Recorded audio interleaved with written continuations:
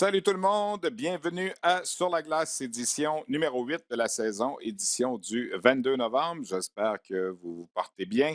Ça a l'air de rien comme ça, 22 novembre, dans un mois, quelques jours, on va être à Edmonton pour le début du championnat mondial de hockey junior. On va évidemment, au cours des prochaines semaines, s'attarder beaucoup à ça. Les annonces pour les invitations au camp de sélection, j'ai l'impression que ça va être vers le 1er décembre, si on se fie aux dernières années. Le camp est du 9 au 14. Bref, on aura l'occasion d'y revenir. Beaucoup de choses cette semaine dans l'émission. On va s'entretenir un petit peu plus tard avec le président du Titan d'Acadie Bathurst.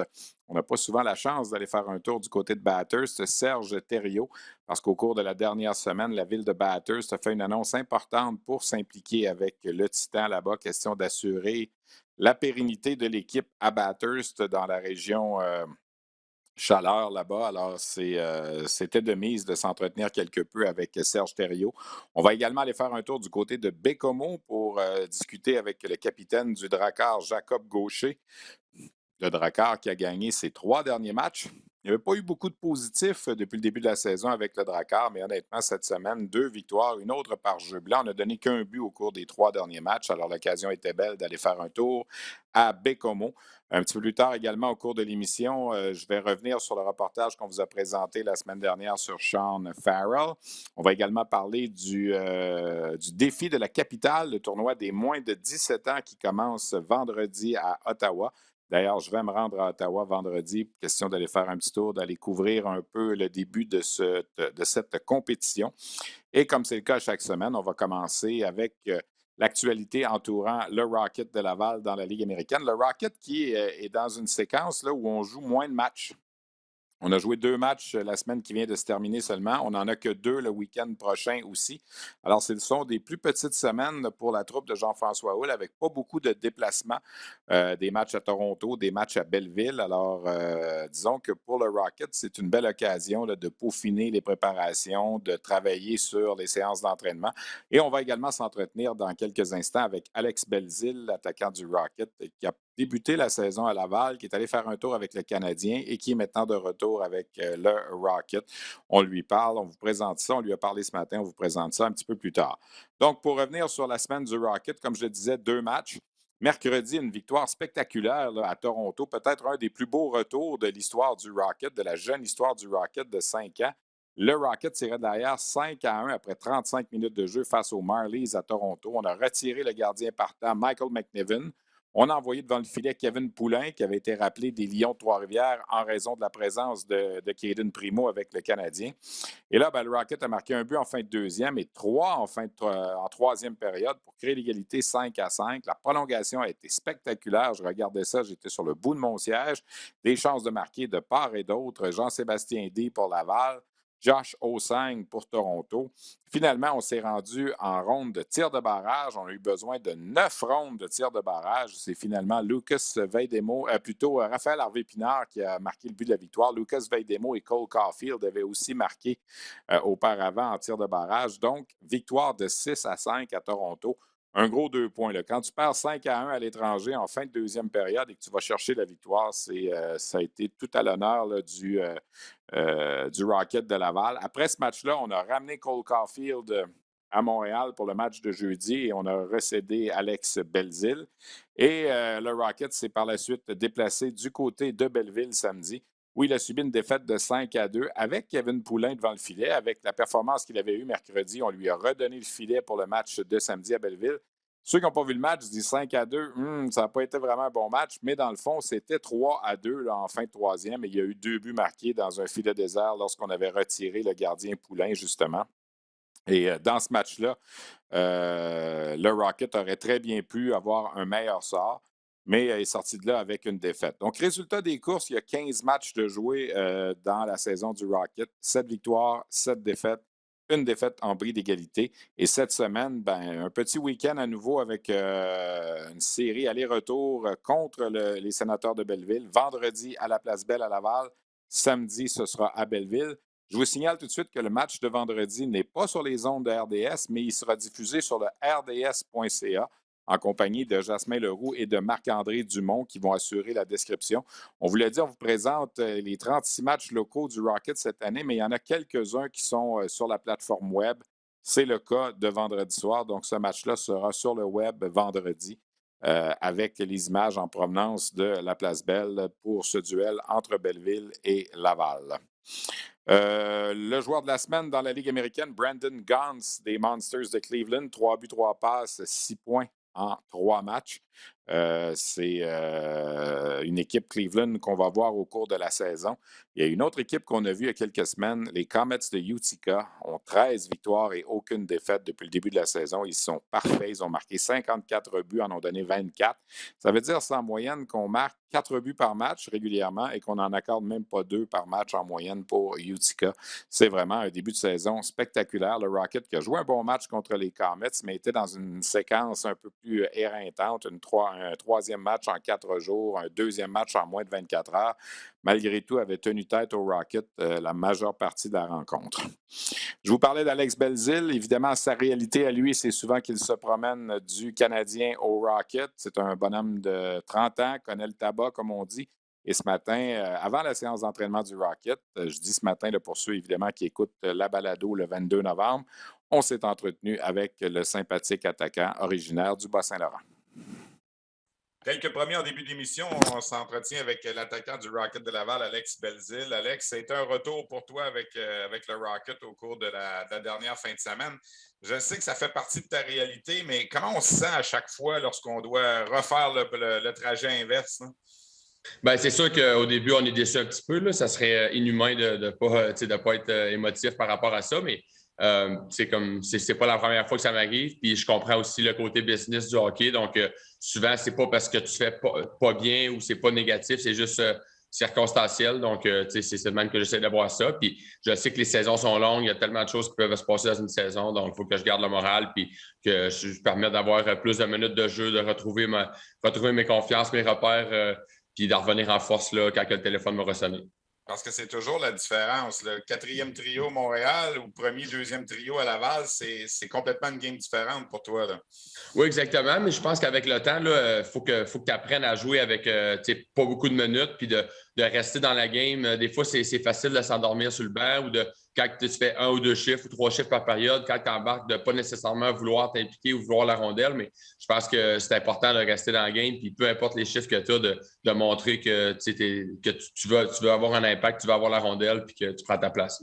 Comment tu qualifierais tes 8 matchs que tu as joués avec le Canadien cette année? Je pense que ça a bien été. Pour vrai, je pense que c'était mes meilleures parties. J'ai eu la chance d'en jouer plusieurs d'affilée cette année. Donc, je prenais confiance à tous les matchs. Puis, je pense qu'à toutes les chances, à tous les matchs, j'ai eu des chances, j'ai créé des chances à marquer. Donc, ça, je suis content d'avoir amené ça à ma game malgré les petites minutes que j'ai eues. Mais puis, de jouer mon rôle, d'être tannant d'échec avant, d'emmener des rondelles en victoire offensif pour que les autres lignes qui embarquent par après aient du momentum. Comment tu as vécu le premier but de Michael Pezzetta? Je sais que c'est un bonhomme que vous aimez bien, puis tout ça. T'sais. Toi, ça va venir éventuellement, probablement. Je te le souhaite bientôt. Exact. Comment tu as vécu ça de voir un de tes buddies comme ça là, du Rocket qui a finalement réussi ce premier but-là? Ben, honnêtement, je suis très, très content pour lui. Puis dès qu'il a été rappelé, là, moi, je disais tout le temps depuis le début de la saison, vous allez voir, c'est fou comment le hockey, ça change vite. Puis un gars comme Michael, que l'année passée, il était in and out du line-up à Laval, puis que même pas 4-5 mois plus tard, il est dans le national, puis il fait sa niche là. Donc, je ne pouvais pas être plus heureux pour lui. Puis surtout d'une déviation comme ça qu'il pratique tellement. Ça fait 3 ans qu'à tous les jours qu'il est sur la glace, il fait ses déviations. Donc, des fois, le travail dans l'ombre, c'est récompensé une fois comme ça. Puis non, j'étais très content pour lui. Là.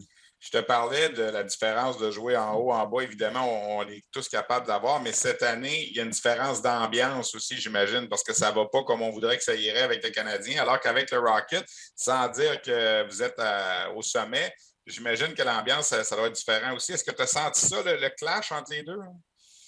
C'est sûr qu'il y avait une petite différence.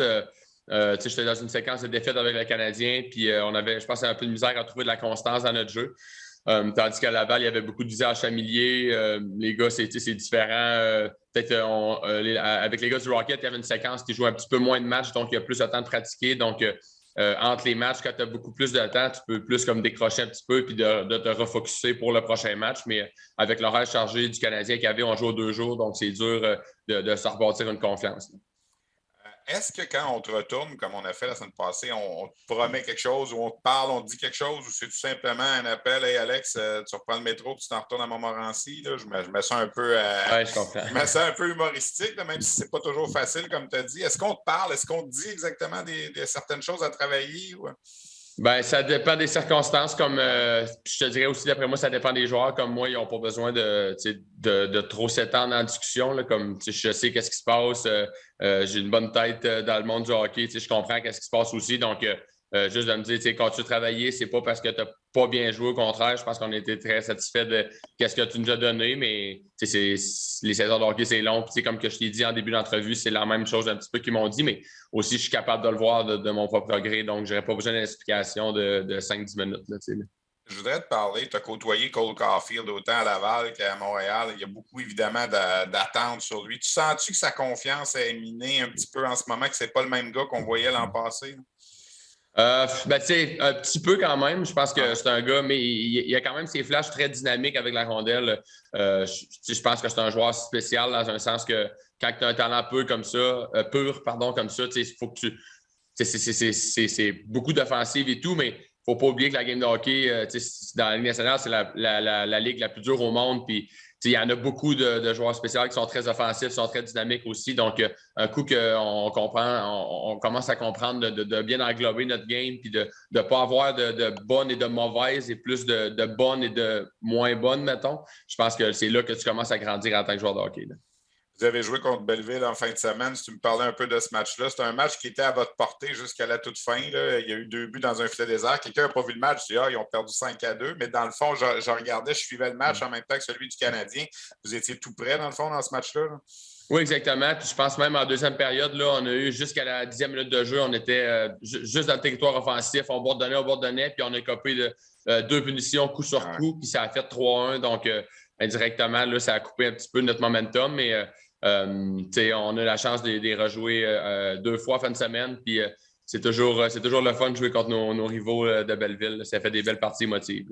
Tu avais une bonne relation avec Joël Bouchard puis l'ancien personnel qui était là. En quoi c'est différent cette année? Tu sens-tu une grosse différence? Est-ce que les joueurs sont pas mal adaptés là, au nouveau personnel?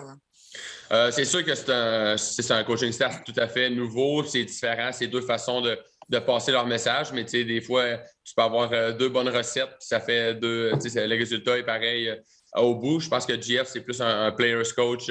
Il va amener une belle énergie positive, très calme. Pas que Joël n'était pas positif, au contraire, mais il était plus direct dans ses approches. Donc, c'est vraiment 2 énergies différentes. Mais comme je te l'ai dit, en ce moment, ça va très bien. Puis on est un bon groupe de joueurs. Donc, on est quand même très expérimenté avec notre line-up. Donc, je pense que ça l'aide. Avant de te laisser aller, Alex, là, autant avec le Canadien qu'avec le Rocket cette année, tu as joué quoi, une quinzaine de matchs devant des partisans. Ça, j'imagine que c'est toute la différence au monde. Là. L'an passé, vous jouiez au Centre Bell, on entendait les maringouins se promener quasiment. Là, je veux dire, autant à Laval, même, là, il y a eu des belles foules à Laval, là, les matchs, surtout quand Cole, justement, est redescendu. Puis ça, il y avait une belle ambiance. Tu n'étais pas là, tu étais avec le Canadien, mais tu as vécu quand même les deux. Là. Tu vois comment c'est important pour le joueur de hockey. Là. Ah, 100%. Puis je pense que c'est important pour tout le monde. Des fois, c'est quand tu l'as toujours, tu t'habitues puis tu ne l'apprécies pas autant. Mais là, de ne pas avoir de fans pendant 1 an, quand ils sont revenus, là, je me souviens même l'année passée dans la bulle, pas dans la bulle, mais dans les séries du Canadien, il y avait juste 2500 personnes, mais ça avait l'air de sonner comme 10 000. Puis là, cette année, on a encore plus, donc c'est vraiment bruyant. Puis je pense que les fans se sont ennuyés aussi, autant de nous qu'on s'ennuyait d'eux. Donc, je pense que ça fait vraiment du bien à tout le monde que de retour. Là. Fait encore un petit home and home avec Belleville en fin de semaine? Oui, exactement. Pas 2 games de suite, ça prend au menon. Oui, c'est ça, exactement. Hey, merci beaucoup, Alex, d'avoir pris le temps. Bonne semaine d'entraînement, puis on se parle bientôt. Merci. Ça fait plaisir, Stéphane. Salut, à la prochaine. Salut. Toujours sympathique, Alex Belzile du Rocket de Laval, donc qui a fait un petit peu le bilan de ce match-là qu'il a disputé samedi à contre les Sénateurs et on parlait également des matchs qui s'en viennent dans le cas de Belleville. Et on a fait un petit peu le tour avec lui de son début de saison. Lui qui a joué jusqu'à présent 8 matchs avec le Canadien et 7 avec le Rocket. Il s'est promené entre les deux équipes. Avant d'enchaîner avec la Ligue de hockey junior majeur du Québec, peut-être un petit mot sur les Lions de Trois-Rivières de la ECHL qui ont disputé 3 matchs contre les Railers de Worcester la semaine dernière. Un match à Trois-Rivières qui s'est soldé par une défaite de 6-2 et 2 matchs à Worcester, une victoire de 4-1 et une défaite de 3-1. La troupe d'Éric Bélanger a 4 victoires, 7 défaites depuis le début de la saison. Je dirais que c'est un envol un petit peu plus difficile probablement que ce qu'on avait envisagé du côté des Lions, mais évidemment, la saison est bien jeune. On s'en va maintenant faire le tour de ce qui s'est passé dans la Ligue de hockey junior majeur du Québec. J'ai fait le tour des 18 formations. Qu'est-ce qu'on a réussi au cours de la dernière semaine? La meilleure équipe au cours de la dernière semaine, assurément, a été le Drakkar de Bécomo, qui est allé chercher 2 victoires, a accordé seulement un but. Et le Drakkar de Bécomo, comme je le mentionnais, n'avait que 2 victoires à ses 15 premiers matchs. Si on remonte à dimanche dernier, un peu à la surprise de tous, le Drakkar avait blanchi les remparts 5-0 à la maison. Et là, on a ajouté 2 autres victoires, 4-1 contre Drummondville et 5-0 contre le Cap-Breton hier après-midi. Donc, on se retrouve maintenant avec 5 victoires et 4 défaites en bris d'égalité, 14 points, ce qui ramène le Drakkar à un seul point des Foreurs de Val-d'Or. Le Drakkar qui commençait à avoir un écart qui se creusait avec les équipes de 15e, 16e et 17e place. On rappelle que 16 équipes participent aux séries dans la LHJMQ. C'est quand même tôt, c'est évident, on est au quart de la saison. Mais je suis convaincu que ça a fait du bien à la troupe de Jean-François Grégoire. Un petit peu plus tard, dans quelques instants, on va vous présenter d'ailleurs un entretien qu'on a eu aujourd'hui avec Jacob Gaucher, le capitaine du Drakkar. Incidemment, en marge de cette semaine de succès pour le Drakkar, Olivier Adam, le gardien de but, joueur par excellence de la semaine, 2 victoires. Moyenne de but alloué de 0,50. Il a donné un but en 2 matchs, un but contre les Voltigeurs de Drummondville plus tôt cette semaine. Les Olympiques de Gatineau ont fait parler d'eux cette semaine. En fait, il y a un joueur des Olympiques de Gatineau qui a fait parler de lui, c'est Manix Landry qui a réussi ce fameux but là, toujours spectaculaire, ce qu'on appelle le Michigan Goal ou le but lacrosse, si on veut. Là, il a collé la rondelle sur sa palette et contre les Sea Dogs de Saint John, a réussi à déjouer le gardien Jonathan Lemieux pour inscrire un but qui s'est finalement avéré le but de la victoire. Et cette semaine, les Olympiques qui ont signé 2 victoires en 3 matchs ont salué le retour au jeu du choix de première ronde des Golden Knights de Vegas en juillet dernier. Zachary Dean, qui n'avait pas joué encore depuis le début de la saison. Alors, il est finalement de retour avec les Olympiques. Par contre, on a appris une mauvaise nouvelle. Akant Anelt, qui appartient aux Capitals de Washington, le joueur allemand des Olympiques, sa saison est vraisemblablement terminée. Alors, Dean revient, mais Anelt s'en va. Je trouve que dans l'échange, évidemment, Dean est un joueur extrêmement important pour les Olympiques. Les Huskies de Rouyn-Noranda, 2 victoires cette semaine, 3 de suite au total. Une seule défaite en temps réglementaire à leurs 10 derniers matchs. Le gardien Samuel Richard continue d'être très solide. Les Huskies qui jouent du bon hockey et qui talonnent les Olympiques de Gatineau. Je suis allé au match à Boisbriand hier après-midi. J'ai vu l'Armada vaincre les Foreurs de Val-d'Or 4-3. L'Armada qui, samedi, l'avait emporté contre le Phoenix de Sherbrooke 6-2. Dans ce match-là, le choix de première ronde de l'Armada qui évolue dans les rangs Medjet, Justin Boissel a marqué son premier but en carrière dans la Ligue junior majeure du Québec pour l'Armada. L'Armada, donc, qui est allé chercher 2 victoires et qui s'est rapproché de Rouyn-Noranda et Gatineau. À l'inverse, les Foreurs, 3 défaites encore cette semaine, 6 défaites de suite au total. C'est un petit peu difficile pour les Foreurs de Val-d'Or par le temps qui court. On a accordé beaucoup de buts au cours des derniers matchs. On a accordé 30 buts, en fait, au cours des 6 derniers matchs, donc 5 buts en moyenne par rencontre. Dans le match d'hier, William Blackburn a été retiré en première période après avoir accordé 3 buts. Les Foreurs n'ont pas lâché. J'ai fait un brin de jasette avec l'entraîneur-chef Maxime Desruisseaux après le match. C'est ce qu'il apprécie là, de sa troupe. C'est évident qu'avec on n'aime jamais dire ce mot-là, la reconstruction, là, mais en tout cas, tu sais, le tour, après l'édition de l'an passé des Foreurs de Val-d'Or qui s'est rendu jusqu'en finale, qui a perdu contre Victoriaville, c'est sûr qu'on s'attendait à des lendemains un petit peu difficiles. Hein? On a perdu Jacob Pelletier, Samuel Poulain, Nathan Légaré, Jordan Spence, et je peux en nommer plusieurs comme ça, Maxence Guenette. Et finalement, les Foreurs se débrouillaient pas si mal en début de saison, mais là, on dirait que la réalité est en train de les rattraper un petit peu. les Foreurs qui vraisemblablement devront se battre pour les séries éliminatoires. Et j'ai fait un brin de jasette également. Je vais présenter ça cette semaine probablement au 5-7 avec le capitaine Justin Robida qui s'en met beaucoup sur les épaules. Sa saison n'est pas à la hauteur de ses attentes à venir jusqu'à présent pour l'espoir de 18 ans des Hurricanes de la Caroline. Je suis également allé à Sherbrooke vendredi où j'ai assisté à une victoire, je dirais peut-être pas tellement mérité du Phoenix de Sherbrooke contre l'Océanic de Rimouski. L'Océanic qui avait tenu le Phoenix à 9 tirs au but au cours des 2 premières périodes, menait 3-2. Finalement, à Sherbrooke, comme toute bonne équipe, a réussi à aller chercher une victoire 4-3 en prolongation grâce à un but de Joshua Roy. Mais c'était assurément pas le meilleur match du Phoenix cette saison. Le Phoenix qui a terminé sa semaine avec une victoire, une défaite et une défaite en bris d'égalité en prolongation hier contre les Tigres de Victoriaville. Mais samedi, Sherbrooke s'est vraiment fait battre par l'Armada 6-2. Shawinigan, une victoire, une défaite. C'est difficile pour les Cataractes. On a de la difficulté à prendre un certain rythme. L'absence de Maverick Bourque se fait sûrement sentir. 6-1, une défaite à la maison contre Drummondville hier après-midi. Au cours du week-end, Xavier Bourgault a atteint le plateau des 16 buts. C'est un sommet dans le circuit à égalité avec William Dufour des Sea Dogs de Saint John. Les Voltigeurs de Drummondville, une victoire en 3 matchs cette semaine. C'était 3 matchs à l'étranger. On est allé chercher une victoire, comme je le disais, à Shawinigan hier, 6-1. Les Tigres de Victoriaville, une victoire et une défaite. L'Océanic de Rimouski, j'ai vu le match de vendredi. Ils ont été chercher un point de classement contre Sherbrooke. C'était pas facile, mais ils ont remporté une victoire contre Chicoutimi hier. Ils ont stoppé la série de victoires des Sags. Parlant des Sags, 2 victoires et une défaite au cours de la semaine. Ça faisait 5 victoires de suite avant que les Sags ne s'inclinent hier contre Rimouski. Félix Lafrance continue de faire du très bon travail. Il a 33 points en 17 matchs au 2e rang des pointeurs du circuit. Dans le cas des Remparts, dans cette division-là, 2 victoires, une défaite également pour Québec cette semaine. Québec qui a échappé à un match qui, normalement, n'aurait pas dû perdre contre le Cap-Breton vendredi à la maison. C'est au moins 2 matchs là, au cours des dernières semaines que les Remparts n'auraient pas dû. En tout cas, on ne prévoyait pas que les Remparts échappent. La visite à Bécomo 5-0 et ce match-là à la maison contre le Cap-Breton.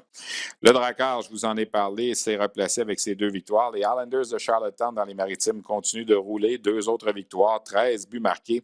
L'espoir du Canadien Xavier Simoneau a récolté 6 points en 2 matchs. Il est actuellement le premier pointeur de la Ligue de hockey junior majeur du Québec avec 34 points en 17 matchs. Ça a été plus difficile pour Moncton au cours de la dernière semaine, qui a perdu 3 matchs, mais qui est allé chercher quand même 2 points de classement avec 2 défaites en bris d'égalité. Moncton qui est toujours 2e de la section. Ça, c'est un peu une surprise depuis le début de la saison, 23 points. Les Mooseheads ont effectué leur premier voyage au Québec en près de 2 ans. C'était la seule équipe des Maritimes qui n'était pas venue au Québec encore. Une victoire en 3 matchs pour les Mooseheads acquises contre les Foreurs de Val-d'Or dans un match où le gardien Brady James a effectué 47 arrêts. Les Sea Dogs de Saint John, une victoire en 3 matchs également à l'étranger. Eux aussi, ils ont gagné leur rencontre à Val-d'Or. William Dufour, j'en parlais, 16 buts. Le Titan d'Acadie Batters, un gain et un échec. Et les Eagles du Cap-Breton, qui ont déjà fait leur 2e voyage au Québec, ont été chercher une victoire à Québec contre les Remparts, mais ils ont perdu contre les Saguenayens et ils ont perdu contre le Drakkar. Parlant du Drakkar, je vous le disais un petit peu plus tôt, là, une bonne semaine, une bonne séquence, une première cette saison. 3 victoires en une semaine après en avoir gagné seulement 2 dans les 15 premiers matchs. Je vous présente cet entretien qu'on a réalisé un petit peu plus tôt aujourd'hui avec le capitaine Jacob Gaucher. Je vous en parlais un petit peu plus tôt. Le Drakkar de Bécomo a connu une excellente semaine depuis dimanche dernier. On se dirait, qu'est-ce qui se passe avec le Drakkar? Alors, c'est pour ça que ça m'a tenté de me tourner vers le capitaine de l'équipe, Jacob Gaucher, de faire un brin de discussion. On n'a pas eu la chance, Jacob, depuis le début de la saison, de parler souvent positivement du Drakkar. Il y avait seulement que 2 victoires avant dimanche dernier. Et là, vous tombez dans une séquence, 3 victoires de suite, 2 jeux blancs. Vous avez donné seulement un but dans les 3 derniers matchs. Qu'est-ce qui s'est passé au cours de la dernière semaine? Ouais, comme tu dis, au début de l'année, il y a eu des moments plus difficiles. On a eu une dure défaite à Québec vendredi soir. Une défaite, je pense, de 6-1, quelque chose comme ça. À Québec, on s'est regardé dans le blanc des yeux après la game. On a fait face à la musique. Puis après ça, on a eu trois grosses performances de l'équipe. Le gardien a très bien gardé les buts. Puis je pense que c'est positif pour le futur. Là. Je regardais vos résultats depuis le début de l'année. On dirait qu'il y avait toujours, quand l'attaque marchait bien, vous donniez beaucoup de buts. Quand vous ne marquiez pas beaucoup de buts, vous n'en donniez pas beaucoup. On dirait qu'on n'arrivait pas à mettre les 2 aspects de la game ensemble en même temps. Puis là, C'est ça qui s'est passé dans la dernière semaine? Ah, c'est ça, exactement. On perdait beaucoup de matchs par un but en prolongation, en fusillade. Fait que c'était des défaites difficiles. Mais là, je pense que ça a connecté pour les derniers matchs, là. Jacob, bon, tu as passé ta carrière junior avant cette année avec les Foreurs de Val-d'Or. L'an passé, tu as eu la chance de vivre la finale jusqu'au bout. Je sais que ça n'a pas été le résultat escompté. Quand tu as appris que tu t'en allais à Baie-Comeau à 20 ans, puis c'est une équipe un peu en reconstruction, comment tu as appris, comment tu as vécu avec cette nouvelle-là? Ah ben, à la fois, je l'ai su un peu par surprise après la défaite, là, au lendemain de la défaite en finale. C'est sûr que j'étais sous le choc un peu au début, mais après ça, j'étais vraiment content parce que c'était un bon défi. Je savais que j'allais avoir un bon rôle dans cette équipe-là, puis je voulais relever le défi d'aider les jeunes à se développer, à bien se développer, puis aider l'équipe à gagner, là. On t'a nommé capitaine, même si tu arrivais à nouveau joueur, ça dénote un peu le rôle que tu dois avoir dans ton équipe en ce moment, là, quoi. Ouais, ça, je suis vraiment content de ça. J'essaie d'être le meilleur leader pour mon équipe. J'ai eu la chance d'être assistant à Val d'Or dans une grosse équipe comme l'année passée. J'essaie d'amener mon expérience à toute l'équipe, là. D'habitude, quand on a 20 ans, on se dit que ça serait le fun que j'ai une chance de gagner pour terminer ma carrière junior. Là, en ce moment, sans dire que le Drakkar ne gagnera pas, le Drakkar est une équipe de troisième portion. Est-ce que ça, c'est déjà quelque chose qui te trotte dans la tête au niveau des transactions possibles, peut-être dans le temps des fêtes, ou si on a déjà été clair avec toi à ce niveau-là? Non, ben j'en ai pas vraiment parlé. C'est sûr que j'entends des échos par-ci, par-là, mais j'essaie de pas trop me focuser là-dessus, juste me focuser sur ma game, puis on verra ce qui arrivera au période des fêtes. Mais c'est sûr que moi, j'aimerais ça continuer à aider le Drakkar à progresser là, pour l'instant, là. Bécomo, Val d'Or, est-ce que c'est deux marchés semblables? Oui, ben c'est des villes de hockey. Tu as déjà été à Val d'Or, à Bécomo, probablement. Les fans sont vraiment dans le match. Tu le ressens de plus en plus. Là, au début de l'année, c'était peut-être plus difficile, mais là, avec nos récentes victoires, je pense qu'on sent que les gens sont dans les matchs. C'est des villes de hockey, puis c'est des beaux marchés juniors, là. La participation aux séries, c'est ça le but pour le Drakkar. Ça fait toujours bizarre de dire hey, on veut participer aux séries quand il y en a 16 sur 18 qui participent aux séries, mais ça reste qu'avant ces trois matchs-là, cette semaine, on commençait à avoir un écart qui est en train de se creuser. Là, vous êtes revenu vraiment là, tout près des équipes là, qui vont se battre vers ces positions-là. Non, c'est ça, on voulait revenir dans cette bataille-là. Je pense que les premiers matchs, comme j'ai dit tantôt, on a perdu beaucoup de matchs par un but ou en prolongation. C'est des points qu'on a laissés sur la table. Je pense qu'on a une meilleure équipe que la dernière au classement général, puis on va essayer de le prouver jusqu'à la fin de l'année. Jacob Gaucher, on le connaît un peu, le joueur. On connaît aussi ton parcours au niveau des études. Je pense que tu es très en avance sur la moyenne des gens. Comment tu réussis, même en jouant à Val-d'Or et à Baie-Comeau, là, à poursuivre des études universitaires et tout ça? Je fais le possible, puis d'être discipliné dans mes études. Là, des journées comme aujourd'hui, des journées que tu ne sais pas trop quoi faire, au lieu d'aller écouter la télé ou whatever, tu essaies de faire tes devoirs, t'avancer le plus possible sur la route. Je pense que ça va quand même bien avec mes cours en ligne. Ça fait quelques années que j'ai cette routine-là, puis en étant discipliné, puis en se concentrant sur mes objectifs, je pense que je réussis à bien le faire, là. T'en es où dans ton parcours scolaire en ce moment, si je peux me permettre de demander? Présentement, je pense que je vais compléter mon 17e cours universitaire là, après cette Wow. session-ci. Ça, c'est quelque chose, pour le bénéfice des gens qui nous écoutent, ce n'est pas quelque chose qu'on voit souvent là, au niveau junior. Jacob, il faut que je te parle de ton frère qui est un espoir très important pour le repêchage cette année. Il joue pour les Remparts de Québec. Est-ce que vous êtes en communication constante? Vous jouez souvent Bécomo contre Québec, évidemment. Comment ça se passe, la relation, là? Non, c'est ça. Ben, avant Val-d'Or, on ne jouait pas souvent contre. Val-d'Or, Québec, ça arrivait moins souvent. Cette année, on s'est déjà rencontrés 3 fois jusqu'à date. C'est toujours le fun de jouer contre son frère. Ils ont une bonne machine de hockey à Québec. On a eu la chance de les battre la semaine passée. Ça fait du bien. Mais honnêtement, on est en constante communication. Je veux le meilleur pour lui. Puis, je suis vraiment content de tout ce qui arrive. Il le mérite. Il travaille fort pour. Puis, c'est un excellent joueur de hockey. Donc, je pense que c'est positif pour la suite, là.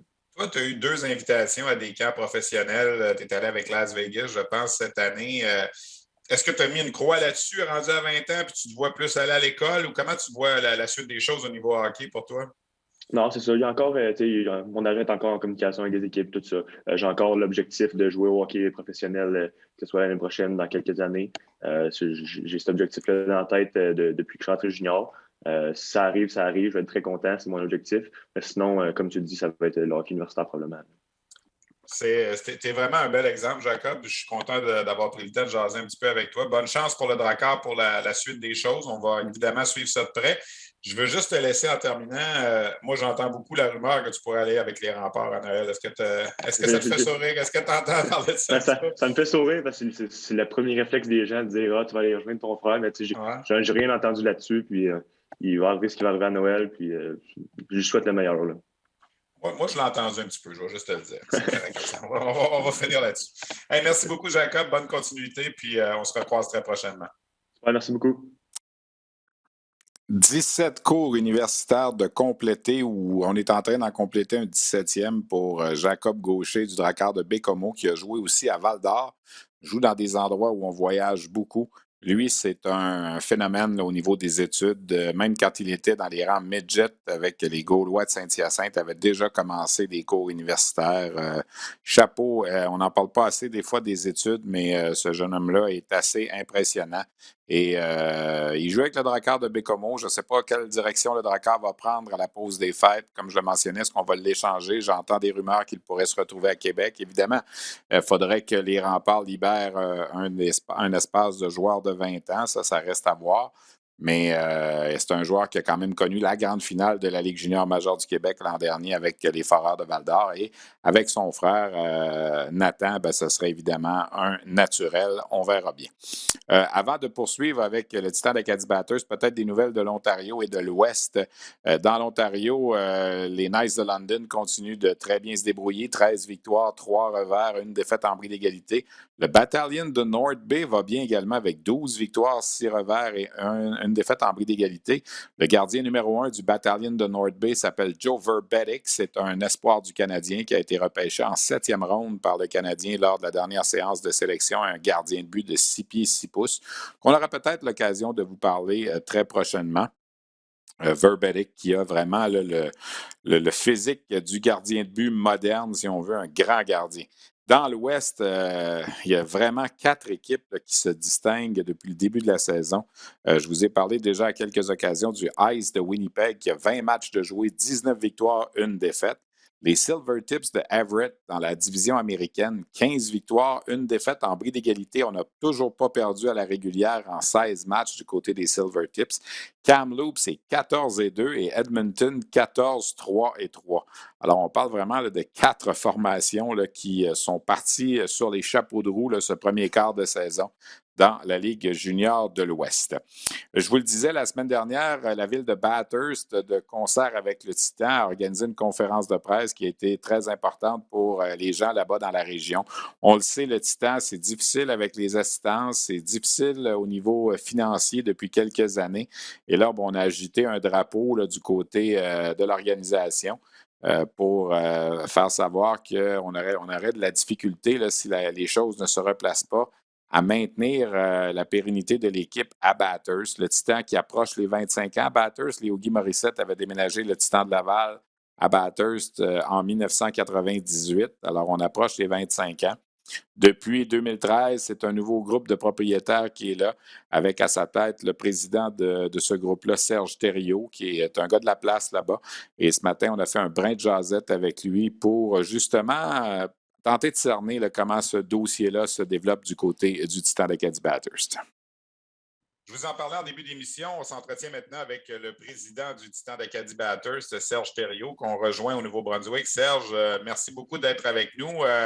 Vous avez fait une annonce importante la semaine dernière avec la mairesse de Bathurst pour un peu rassurer peut-être la population, les partisans du Titan là, dans la région Chaleur et la péninsule acadienne. Est-ce qu'on était rendu à un point là, où ça devenait vraiment important là, que la ville s'implique là, pour la pérennité de l'équipe à Bathurst? Oui, certainement. On était rendu au point où est-ce qu'on les propriétaires qui restaient, on est une douzaine de propriétaires, qu'on se disait on ne peut pas tenir l'équipe à nous tout seuls. Ça nous prenait un partenaire ou oui, financièrement, c'est une bonne entente, mais ça nous prenait aussi un partenaire pour être capable de faire marcher ça, pour qu'on ait 2500 personnes minimum par match pour que ça soit une belle réussite pour la région. Est-ce que ce que vous avez, sur le quoi vous vous êtes entendu avec la ville, ça répond à ce que vous aviez pensé? Est-ce que ça va être suffisant là, pour, comme on dit, tourner le coin? Là? Ben, je pense que c'est une bonne base. Est-ce que c'est suffisant? C'est sûr, si on maintient seulement 1500 personnes par match, ce n'est pas 200 000 qui va être suffisant. Il faut. La seule chose, par exemple, c'est une belle aide financière. Je pense que ça répond à certaines de nos exigences ou des demandes qu'on avait parce qu'on avait besoin de ça. Mais d'un autre côté, c'est le partenariat qu'on va faire aussi avec la ville de qu'est-ce que c'est qu'on a fait les dernières semaines. C'est la direction qu'on s'en va qui est intéressant, que je pense qu'il va nous aider à avoir le 2100, 2500 de moyenne éventuellement. L'équipe est à Batters depuis presque 25 ans. Vous êtes propriétaire de le nouveau groupe depuis 2013. Est-ce que vous pensiez que ça pourrait devenir aussi difficile de continuer tout le temps? Là? On l'a déjà dit, vous avez gagné la Coupe Memorial en 2018 en évoluant dans un des plus petits marchés là, de la Ligue canadienne de hockey. Avec la pandémie qui n'a pas aidé en plus, les gens doivent comprendre qu'au Nouveau-Brunswick, il n'y a pas eu le même soutien provincial que les équipes du Québec ont eu. Est-ce que la concession est en danger ou elle l'était avant cette annonce-là? Là? C'est certain qu'elle l'était à un moment donné. C'est que les propriétaires, on se disait, OK, comment longtemps est-ce qu'on va être capable de soutenir un déficit annuel? Puis à quelle envergure de déficit annuel? Comme tu dis, la pandémie l'an dernier a fait vraiment mal. L'année d'avant aussi, ça a été très difficile. Ça fait que là, on était rendu au point où on se disait, OK, comment longtemps est-ce qu'on va être capable de soutenir ça? Là, avec l'entente qu'on a avec la ville de Bathurst, nous permet d'être capable de dire, OK, on n'est pas les seuls à soutenir l'équipe, puis de travailler en équipe de façon à ramener les gens à l'aréna. On dirait que les gens le veulent, ils sont intéressés, mais on dirait qu'ils ne viennent pas à l'aréna, ils ne se rendent pas, ils ne font pas le step là, de venir voir 1, 2, 3 matchs dans la saison. C'est tout ce qu'on a besoin, vraiment. C'est d'avoir de 10 à 15 000 personnes qui veulent voir 3 matchs dans l'année parce qu'on a notre 1000 à 1500 de base qui va toujours être là. L'autre 1000 personnes qu'on a besoin, c'est seulement des gens qui veulent voir 3-4 matchs par année, puis on va être capable d'avoir notre 2500 de moyenne. Concrètement, Serge Thériault, on fait quoi pour les amener, ces personnes-là? C'est sûr que cette année, on s'attendait peut-être à un meilleur début de saison de notre équipe. Là, on ne se cachera pas. On joue en deçà de nos attentes là, présentement. On a une équipe qui peut aller vraiment loin en série, on le sait, on le voit, sauf qu'on ne le voit pas toujours. On le voit une période sur 2 ou 2 périodes sur 3, puis d'un coup, on passe au neutre. Là. Ça fait que c'est certain que ça, on s'attendait à avoir une meilleure performance sur la glace qui aide. La réalité, les gens veulent voir des équipes gagner. Là, on ne se cachera pas. Ça, c'est un atout, c'est sûr. On est en train de travailler différentes choses pour la vente de billets, différentes façons. C'est ça qui est intéressant avec la ville de Bathurst aussi. Là. On est en train de regarder comment impliquer plus les municipalités environnantes. Parce qu'on a quand même une équipe qui est régionale. Ce n'est pas seulement une ville. Fait que ça, c'est sûr que ça rend une complexité parce qu'il y a beaucoup de gens qui ont 1 heure de voyageage à faire. Ça fait s'il annonce du mauvais temps, puis fait quelque chose, c'est plus difficile. Mais on est en train de travailler de différentes façons là, de ramener les gens à l'aréna.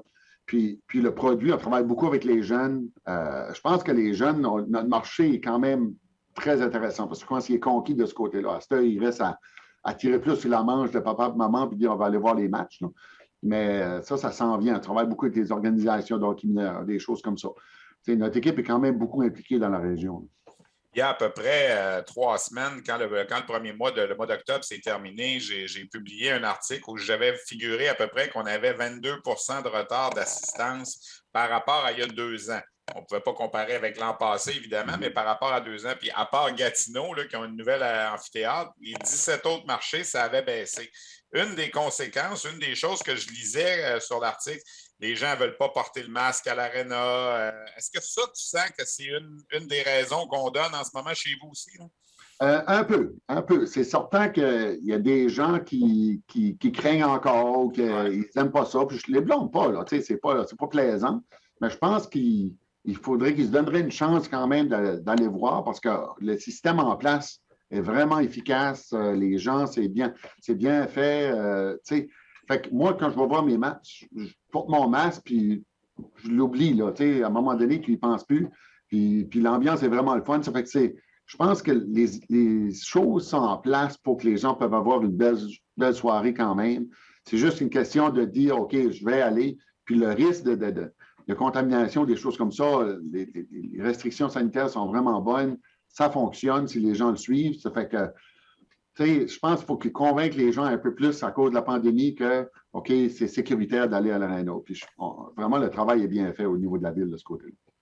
Vous me disiez tantôt, vous êtes encore une douzaine d'actionnaires dans l'équipe. Je pense avoir entendu, j'écoutais votre conférence de presse la semaine dernière, un déficit de quoi, 500-600 000 à peu près d'accumuler? Oui, l'année dernière, l'année d'avant aussi, là, a été quand même un gros déficit. C'est certain, les 2 dernières années ont été très difficiles au niveau du guichet puis au niveau de la pandémie. Comme tu dis, on n'a eu aucune aide gouvernementale provinciale. Donc, est-ce qu'il y en était question de ça à un certain moment? Parce que je sais, moi, ce que j'ai entendu, je ne sais pas si vous allez être d'accord, mais il y a 3 équipes au Nouveau-Brunswick. Il y en a une qui appartient à Irving, il y en a une qui appartient à McCain. On n'a pas vraiment besoin de les aider, mais Titan est là aussi. Là, oui, c'est un peu. C'est plaisant de voir ces gens-là au niveau du hockey junior majeur. C'est même bien pour la Ligue.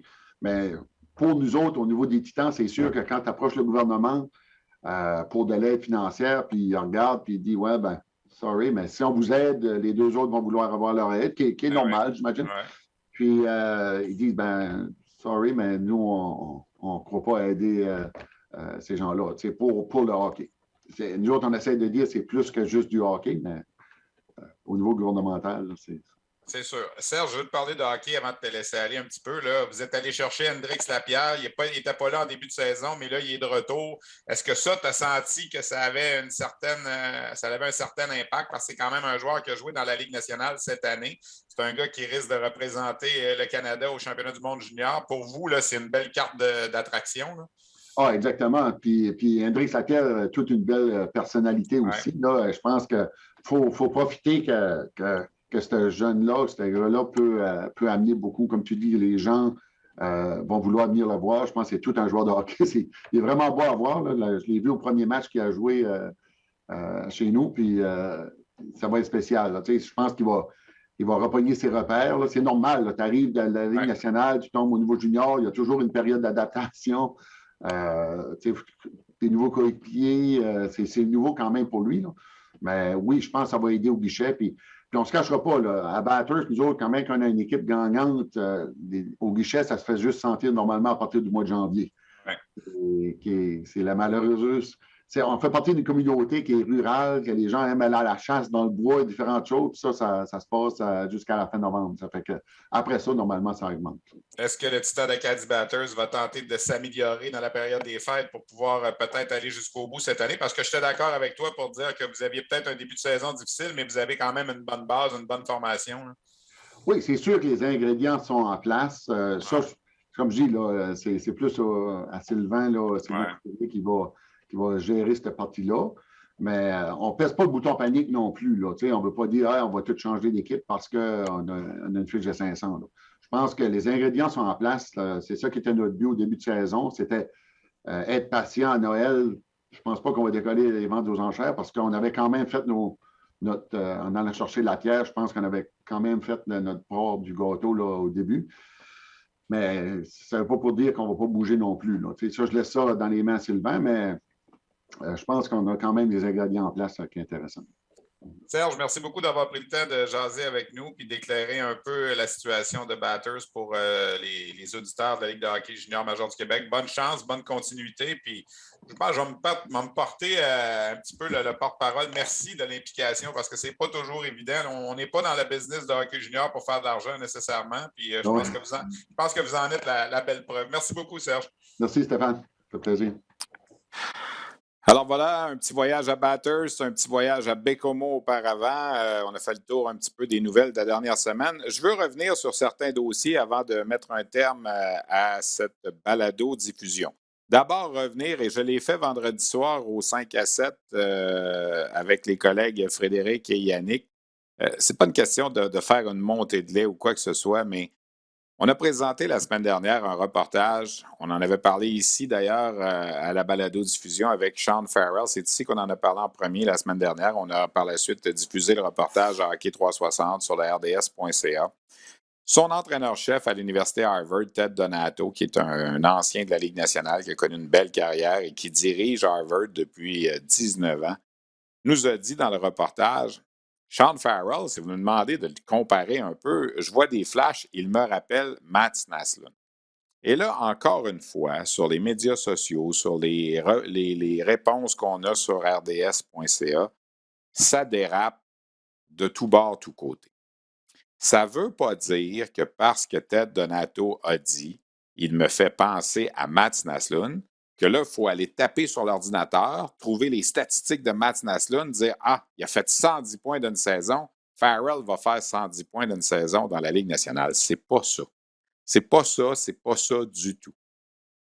On a fait des comparaisons de plein de joueurs avec plein de joueurs. Des fois, les gars ont les mêmes genres de carrière. C'est pas Nicole Caulfield l'année passée. On dit, bon, Alex DeBrincat.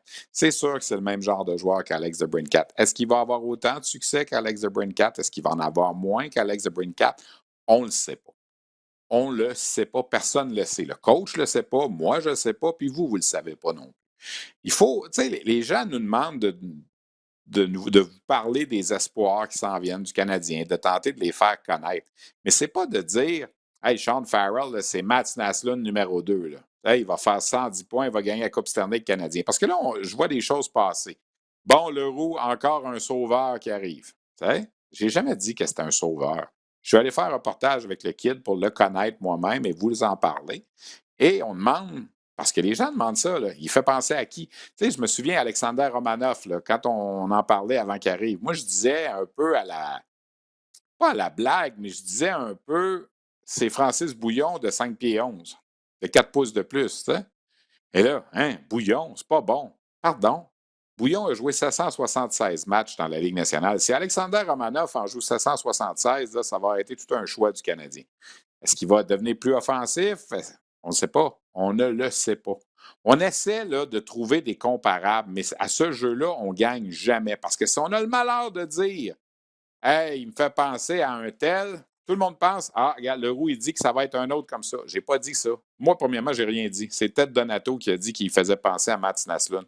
Moi, j'ai été la courroie de transmission. J'ai posé la question à Ted Donato est-ce qu'il te fait penser à un joueur en particulier? Moi, je lui avais suggéré un Tyler Johnson, que moi, je trouvais que c'était peut-être un peu le même genre de joueur. Il dit ouais, peut-être, mais moi, il me rappelle Mats Naslund. Là, on y met trop de pression. Regardez encore, les médias montréalais mettent de la pression. Si on dit que les joueurs du Canada... J'ai le collègue Mathias Brunet de la presse cette semaine a mis un tweet à un certain moment sur son compte Twitter. Si on dit que le joueur va être bon, c'est parce qu'on veut être fin avec l'organisation puis qu'on cherche une job de dépistage. Si on dit qu'il n'est pas bon, on fait encore du bashing canadien. Ben non, c'est pas ça. On essaie juste de faire la job le plus honnête possible. Puis les gens aiment ça, essayer d'avoir un comparable. J'ai dit à la blague au 5 à 7, puis je vais la répéter ici. Si tu vas prendre un verre dans un bar avec un de tes chums, puis tu vois une femme, une fille un peu plus loin là-bas, regardons ça, de loin comme ça, elle ressemble à Jennifer Lopez. On est-tu d'accord que c'est pas Jennifer Lopez, puis ce sera jamais Jennifer Lopez, mais elle te fait penser à elle. Peut-être Donato, c'est la même affaire. Il voit Sean Farrell jouer, il dit, elle me fait penser à Mats Naslund. Il ne sera jamais Mats Naslund, il te fait penser à lui. C'est tout. Il ne faut pas essayer de voir plus loin que ça. C'est pas la première fois que je parle de ça, puis je vais vous le dire, là, par bout, des fois, là, je viens comme un peu exaspéré de voir des commentaires passer. On n'est pas là pour sauver la job de personne du Canadien. On n'est pas là pour les faire passer meilleurs qu'ils sont, puis on n'est pas là pour les faire passer moins bons qu'ils sont non plus. On essaie de faire un job honnête. Fin de la parenthèse sur Sean Farrell. Les collègues du journal du quotidien Le Droit à Ottawa ont publié la semaine dernière, ont lancé sur leur plateforme, ceux qui sont abonnés au journal Le Droit, puis qui sont des amateurs des Olympiques de Gatineau, il y a un documentaire qui a été signé par Patrick Woodbury, qui est un photographe du journal Le Droit. Moi, j'ai bien aimé ça. C'est un hommage au vieux Bob. Ça dure une vingtaine de minutes. Il y a des entrevues, des bonnes images avec ceux qui ont marqué un peu l'histoire de l'Aréna Robert-Gartin à Gatineau. C'est une longue histoire. Évidemment, on n'a pas tout dans ce 20 minutes-là, mais si ça vous tente, si jamais vous pouvez mettre la main là-dessus via un abonnement au quotidien Le Droit, ben, je salue les collègues, le travail qu'ils ont fait. Jean-François Plante aussi, qui est impliqué là-dedans notamment, que je salue. La Ligue canadienne de hockey a annoncé 2 nouvelles importantes la semaine dernière. Premièrement, le match des meilleurs espoirs aura lieu à Kitchener le 2 février. C'est un retour pour cette classique-là cette année parce que l'an passé, il n'y en a pas eu. C'est un match qui va être présenté à RDS et à TSN le 2 février prochain. En passant, les gens demandent quand est-ce que l'horaire des matchs à RDS de la Ligue junior majeure du Québec va être publié. Après les fêtes. On va avoir des matchs à la grille horaire après les fêtes. On n'est pas encore en mesure de publier un calendrier complet, mais je vous le dis, ça va venir après le championnat du monde de hockey junior. Alors, restez branchés. C'est sûr qu'aussitôt qu'on va pouvoir, on va vous l'annoncer. La Ligue canadienne a aussi publié l'horaire du tournoi de la Coupe Memorial et il y a un gros changement, c'est que la finale va avoir lieu le lundi soir au lieu du dimanche après-midi. Ça, c'est un gros changement. Donc, on va couronner le champion canadien de hockey junior cette année, le lundi 13 juin. Déjà, on savait que la Coupe Memorial avait été déplacée dans la première semaine de juin. Là, on va repousser le calendrier d'une journée. Au lieu de commencer le vendredi, on va commencer le samedi. Ce qui veut dire que la demi-finale la semaine suivante, au lieu d'être le vendredi, va être le samedi. Il y aura journée de congé le dimanche et la finale le lundi soir, encore une fois sur les ondes de TSN et RDS. On veut un peu, d'une certaine façon, accommoder les réseaux de télévision et aussi faire un peu comme le March Madness. Le March Madness au basketball, la finale est toujours le lundi soir. Alors, je pense que ça peut être intéressant de faire comme un peu de cette façon-là aussi. Vendredi à Ottawa, le U17 qu'on a nommé cette année le défi de la capitale va s'amorcer. Ça va durer 5 jours dans la capitale nationale. Évidemment, on n'a pas pu cette année faire un défi mondial des moins de 17 ans comme les dernières années parce qu'on ne peut pas emmener, en raison de la COVID, les Russes, les Suédois, les Finlandais, etc. Alors, 3 équipes canadiennes, les Rouges, les Blancs, les Noirs, 66 joueurs divisés en 3 équipes de 22 vont compétitionner là-bas, plus l'équipe nationale féminine qui se prépare pour les Jeux olympiques de 2022. Donc, ça va être intéressant de compétitionner avec l'équipe des femmes. Vendredi à midi, ça commence au centre municipal d'Ottawa, à la place TD. Alors, je serai là pour aller faire un petit tour. On fera des entrevues. On aura l'occasion de vous en reparler lundi prochain et suivez également le 5 à 7 au cours de la fin de semaine. On va parler de ça assurément. Philippe Boucher, directeur général des Voltigeurs de Drummondville et le grand patron de la division des moins de 17 ans au Canada cette année. Alors, on sera en mesure sûrement de vous donner le compte-rendu. Il y a 19 joueurs qui appartiennent à la Ligue junior majeure du Québec qui sont impliqués, qui sont invités dans ce groupe de 66 joueurs. Coup de chapeau également au collègue David Arsenault avec son livre sur la carrière d'Yvon Lambert, un glorieux au cœur de la dynastie. Ça s'en va en 2e impression. Je veux saluer David, Yvon Lambert. Félicitations pour cet ouvrage. J'espère que vous aurez l'occasion de dévorer ces pages-là pour ceux qui ont tripé comme moi sur la dynastie des Canadiens dans les années 70. Il y a plein de bonnes choses là-dedans. Dernier petit message avant de vous laisser. Je veux offrir mes sympathies, mes sincères condoléances à la famille de M. Gaston Bean, qui est un monsieur de Jonquière qui m'a beaucoup aidé au début de ma carrière. Vous savez, j'étais étudiant au cégep de Jonquière là, à la fin des années 80. Et j'ai été embauché par l'équipe Midget 3A du Saguenay-Lac-Saint-Jean qui s'appelait à l'époque les Cascades, qu'on connaît aujourd'hui sous le nom des Élites de Jonquière. C'était une nouvelle concession qui avait été lancée en 87-88. J'avais travaillé un peu à l'Arena pour les matchs locaux en 87-88 comme étudiant, mais pendant 2 saisons, 88-89 et 89-90, j'étais le relationniste de l'équipe, le statisticien, j'étais l'annonceur maison aussi. Et M. Bean, M. Gaston Bean, qui malheureusement est décédé le 10 novembre dernier, faisait partie du groupe qui m'avait embauché, qui m'avait donné cette chance-là. Alors, à toute sa famille, à M. Bean, son fils Jean-François, j'offre mes sincères condoléances. Vous savez, c'est important dans la vie de se rappeler d'où on vient. Moi, j'ai commencé dans le hockey vraiment là, dans la fin des années 80 avec les Cascades du Saguenay-Lac-Saint-Jean qui sont aujourd'hui les Élites de Jonquière.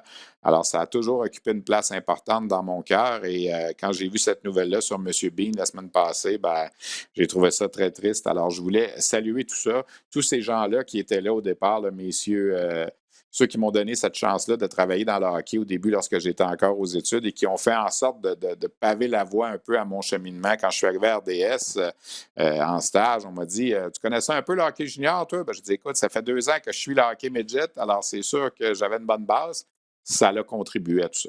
Alors, encore une fois, bon courage à la famille de M. Gaston Bean que je salue. C'est tout pour notre émission cette semaine. Merci à Félix Payet à la technique qui était là, Luc Dansereau à la coordination, Christian Daou à la recherche. Mes invités, Alex Belzile du Rocket de Laval, Serge Thériault du Titan de Caddy Bathurst et Jacob Gaucher du Drakkar de Bécomo. Je vous souhaite une bonne semaine et on se retrouve la semaine prochaine.